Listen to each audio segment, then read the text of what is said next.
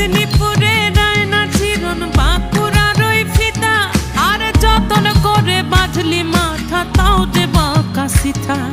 পেছ পাড়িয়া